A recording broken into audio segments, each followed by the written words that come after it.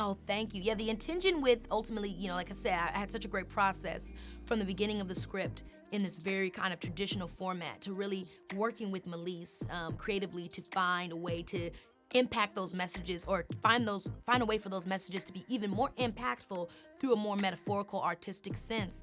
And, kind of the reality that I feel that I always say, is that I've always been being prepared. And sometimes during that preparation, it seemed like I was losing hold of the wheel. And other times I was feeling like, okay, I have control of the wheel. And other times I feel like I don't have the wheel. And although this is just a 30-minute, 40-minute explanation of that narrative that truly has lasted all my life, that's what the grooming and the in-between spaces are, from when my parents let me go out into the world until I'm there by myself and, to that moment that I'm at the end of the table. It's like I was prepared for this moment. And at this moment, I'm always going to win. I was always going to win. And that's what the spiritual aspect is of it all, that I would hope for viewers to take away from it, is that stay true to you. Even when you feel like you've fallen, even when you feel like ain't nothing gonna work out, know that at the end of the story, you're always going to win. It was always destined for you to win. And that's the point that we're making, is that I'm going to get the last laugh, love. I went through some troubles, I went through some hardships, but I'm always going to triumph because guess what? I stayed true to me. And when you stay true to you, you're staying true to God, and God always has you.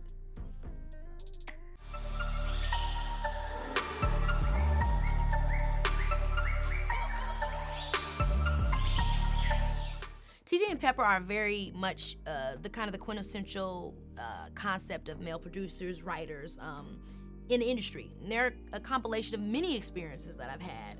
But the point is really to represent how sometimes, you can have somebody like Pepper who straight out you already kind of know is maybe up to no good, or somebody that maybe you can't really trust all the way. But then you have another character like a TJ that's maybe not even just as dangerous, but maybe even more dangerous, because there's somebody that is portrayed to be a friend, someone you can trust. I think I experienced a lot of situations at that time in my career where I trusted people that I maybe shouldn't have, or I thought people had my back, and then it was revealed later on in a moment where they really didn't have the best interest for me. Or, oh my gosh, I look back at 28 and realized I was 21 and 22, and oh my gosh, that person was just taking advantage of me. And so the representation of that is just, again, I was going through a time and a place where I really wanted to prove myself in music, and I really was exposing myself to a lot of dangerous situations. And I just had to learn from that. And I don't feel like a victim, no matter how dark some of those situations can get for me, because I had to learn. And sometimes, there's a certain thing is necessary losses, and there are situations and things that you have to go through in life to let you know how to move the next time. And I think it's a really hard lesson for a lot of young women to learn, because we want to know that we can trust people to do the right thing. You want to be able to believe that, this person's not going to do this, or this isn't going to happen to me, because they know better. But people don't know better. And I had to learn that I have to protect myself, and sometimes that means leaving. Sometimes that means not going. Sometimes that means saying, hey, I'm not going to let you get away with this. Sometimes it means a lot of different things. But one thing that it definitely does mean is that once it happens, or once you experience this, all you can do is learn from it. And I feel that that's what I did do, is that I learned from all those situations, and I wanted to show it in the storyline so other young girls and young men and people in the industry, or people in careers that are trying to make a way for themselves, know that they're not alone, and that it is hard, but that you are going to overcome no matter how bad it gets.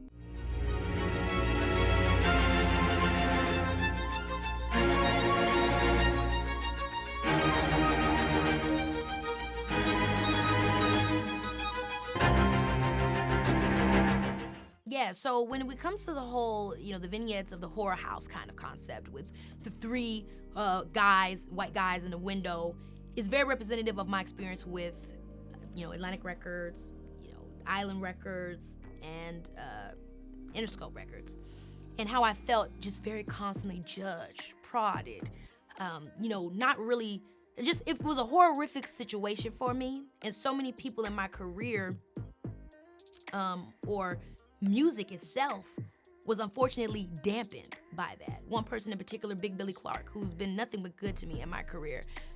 Whenever I used to see him when I was younger, it would tap into that place of imposter syndrome, being rejected, anxiety, trauma.